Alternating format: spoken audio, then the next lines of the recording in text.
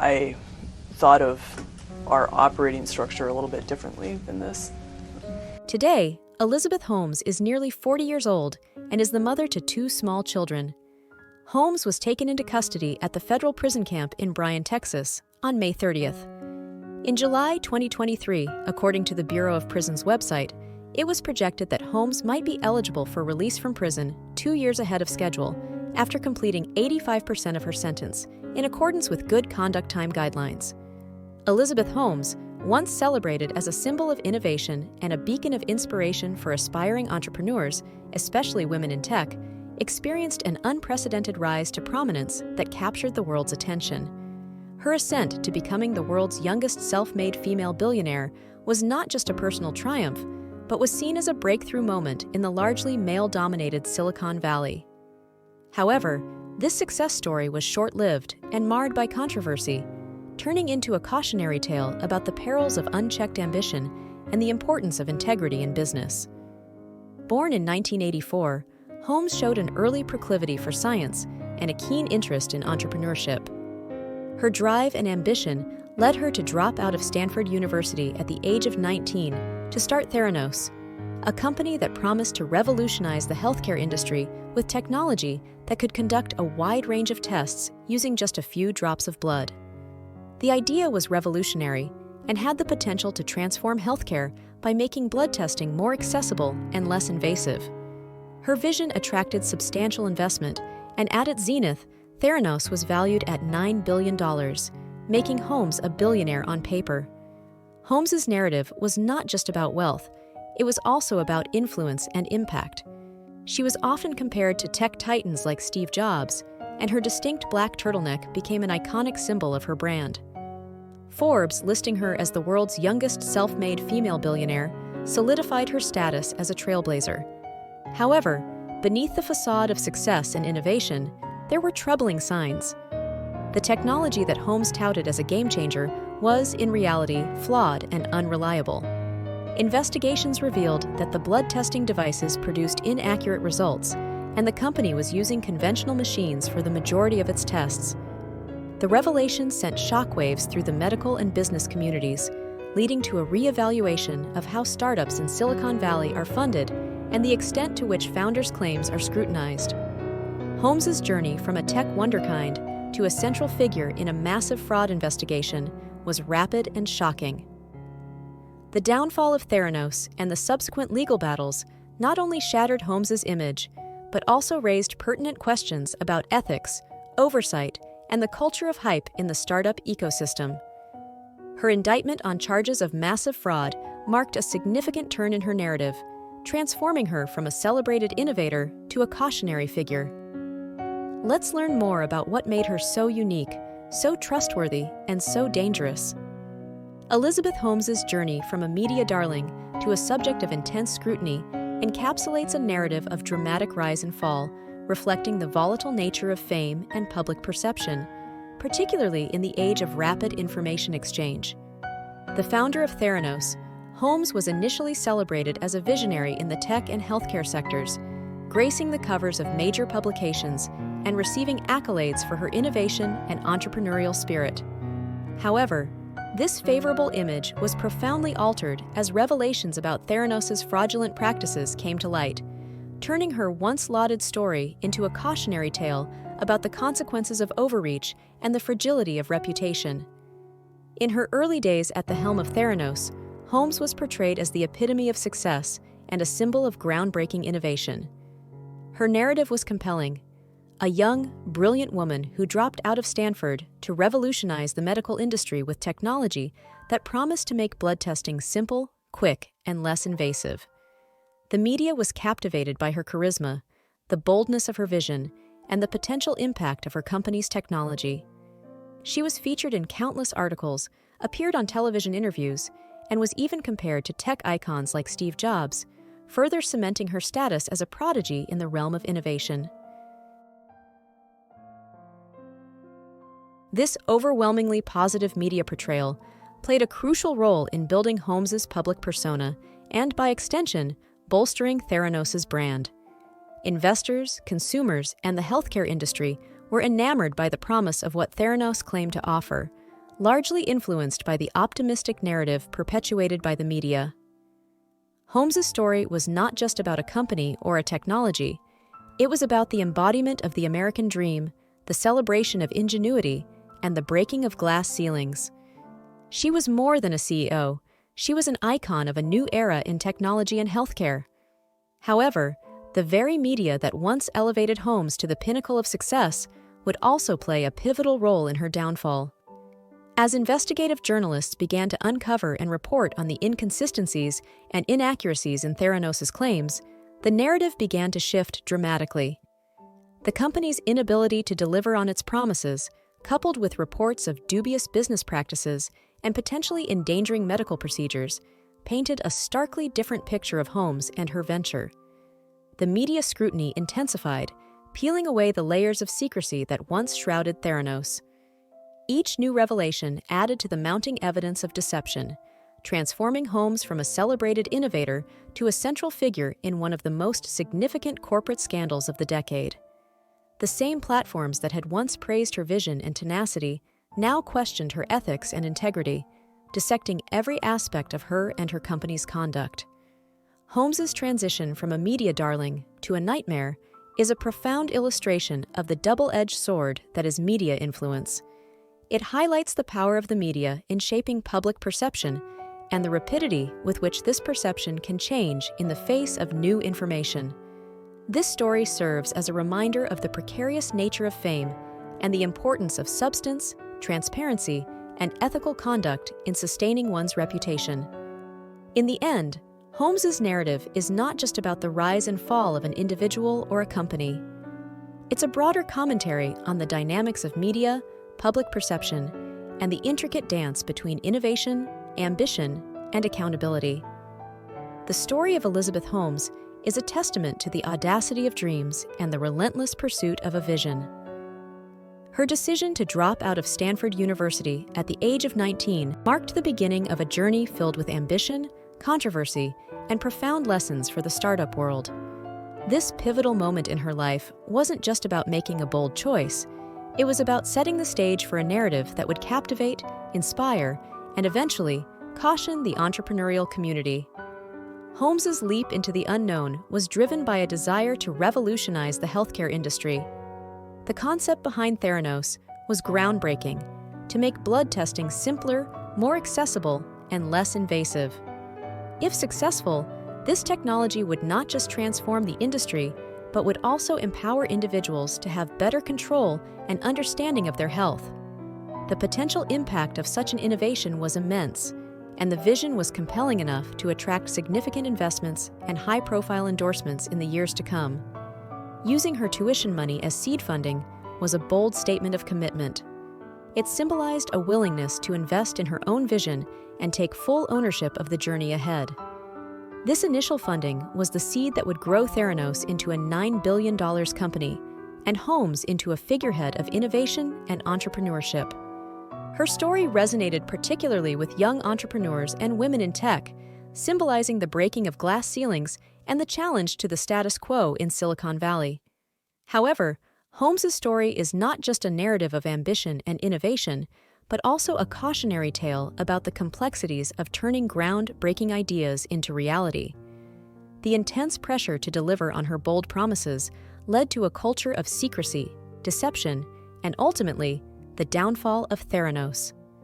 The company's failure to produce reliable, functioning technology, despite Holmes's claims to the contrary, resulted in a massive scandal that would unravel the fabric of her empire. In the end, Holmes's early days at Theranos, marked by that bold decision to drop out of Stanford, will forever be remembered as a moment that set the stage for one of the most compelling and cautionary tales of the tech industry.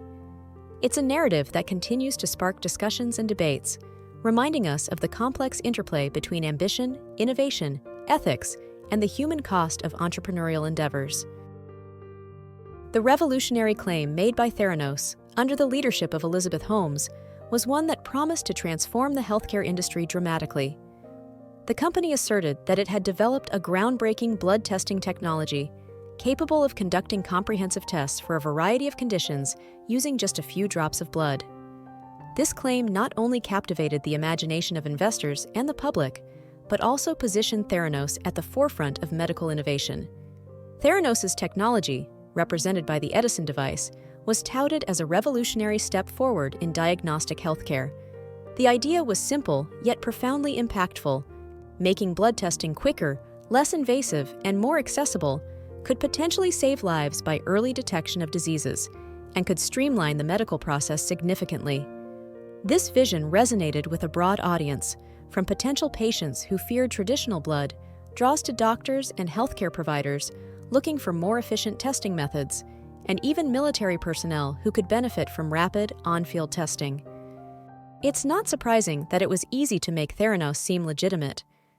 The composition of Theranos' board of directors was as intriguing as it was controversial, featuring a constellation of high-profile individuals with resounding names in politics and business.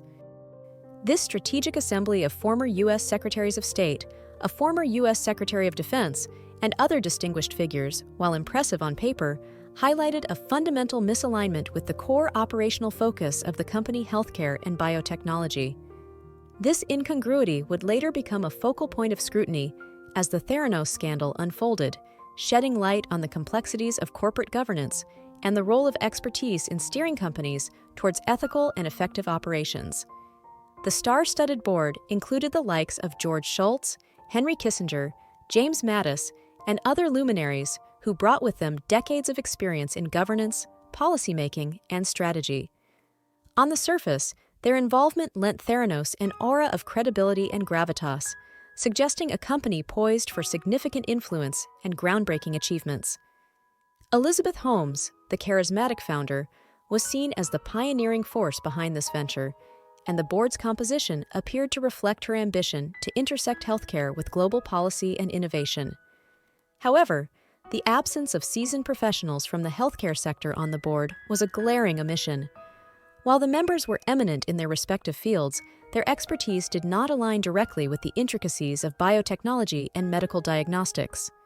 This mismatch raised critical questions about the board's ability to provide informed oversight and guidance on the company's core technology and business model. As the company's claims about its blood testing technology began to unravel, it became evident that a board with a stronger representation from the medical and scientific community might have been better positioned to scrutinize the feasibility and integrity of Theranos' operations. The unraveling of Holmes' empire was not a sudden collapse, but a gradual erosion of trust and credibility, precipitated by a series of revelations and investigations that exposed the chasm between Theranos' promises and its actual capabilities. At the zenith of her success, Holmes was the epitome of a Silicon Valley wonderkind, a young, ambitious entrepreneur who seemed to have defied the odds to revolutionize the healthcare industry with her blood testing technology. Theranos, under her leadership, was portrayed as the vanguard of medical innovation, promising to deliver comprehensive, accurate, and minimally invasive blood tests using just a few drops of blood. However, the very foundation of this success story began to show cracks when investigative journalists, most notably John Carreyrou of the Wall Street Journal, started peeling back the layers of secrecy that surrounded Theranos. Carreyrou's relentless investigation, fueled by testimonies from former employees and rigorous examination of the company's practices, revealed that the much-touted technology was, in fact, riddled with inaccuracies and inconsistencies. The Edison machines, the linchpin of Theranos operations, were reportedly failing to deliver on the company's lofty promises, leading to erroneous medical results that could potentially endanger patients' lives.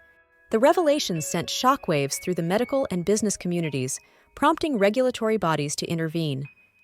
The Centers for Medicare and Medicaid Services, CMS, conducted their own investigations, uncovering a host of violations and deficiencies in Theranos' laboratory operations. The company faced a barrage of legal challenges, including lawsuits from investors who claimed they had been misled, and from patients who had received inaccurate test results. As the legal and regulatory pressures mounted, Holmes' narrative of success and innovation crumbled. The partnerships and endorsements that once bolstered Theranos' image began to withdraw, leaving the company isolated and its future uncertain. The U.S. Securities and Exchange Commission, SEC, charged Holmes and other Theranos executives with massive fraud, accusing them of orchestrating an elaborate scheme to deceive stakeholders about the efficacy of their technology and the financial health of the company. The downfall of Elizabeth Holmes and Theranos was not merely a business failure. It was a profound breach of the trust that patients, investors, and the public had placed in the promise of medical innovation. The story serves as a stark reminder of the ethical responsibilities that accompany entrepreneurial ambition, especially in industries where the stakes involve human health and well-being. The legal saga of Elizabeth Holmes, the founder of Theranos, marked a significant chapter in the annals of American corporate law, shedding light on the intricate balance between entrepreneurial ambition and legal accountability. Holmes faced severe allegations that pivoted the public's perception of her from a pioneering innovator to a central figure in a monumental legal battle. The charges against her revolved around a complex web of deceit, allegedly woven to mislead investors, patients, and healthcare professionals about the capabilities and performance of Theranos' blood testing technology. Holmes was indicted on multiple counts of wire fraud and conspiracy to commit wire fraud, serious charges that stemmed from accusations of engaging in a multi-year scheme to defraud stakeholders.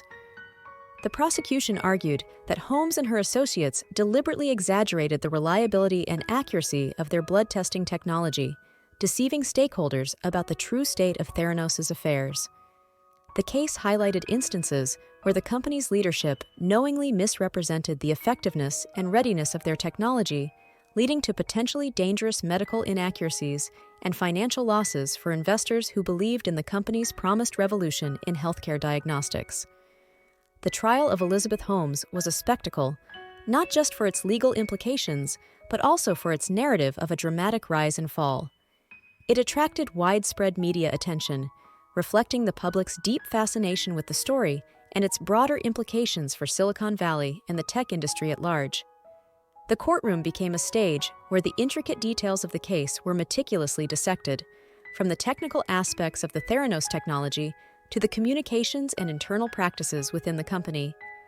One of the most compelling elements of the trial was the defense's strategy. Holmes's legal team presented a narrative that portrayed her not as a calculated fraudster, but as an ambitious entrepreneur who was overly optimistic about her company's technology. They argued that while mistakes were made, Holmes believed in Theranos' mission and was not intentionally deceptive.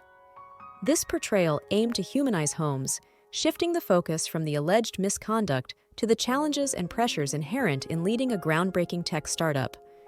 Throughout the trial, the testimonies of former employees, patients, and expert witnesses painted a complex picture of the inner workings of Theranos. The prosecution sought to prove that Holmes was intricately involved in the company's operations and was aware of the misrepresentations being made to stakeholders. In contrast, the defense aimed to sow doubt about Holmes's intent and the extent of her knowledge regarding the alleged fraudulent activities. The trial of Elizabeth Holmes was more than a legal proceeding. It was a moment of reckoning for Silicon Valley's startup culture. Join the conversation. Drop a comment to share your thoughts and insights. Don't forget to hit that like button and subscribe for more captivating content. Thanks for tuning in to Really Unreal. Join us next time for another fascinating true crime story. Stay curious, stay connected, stay with Really Unreal.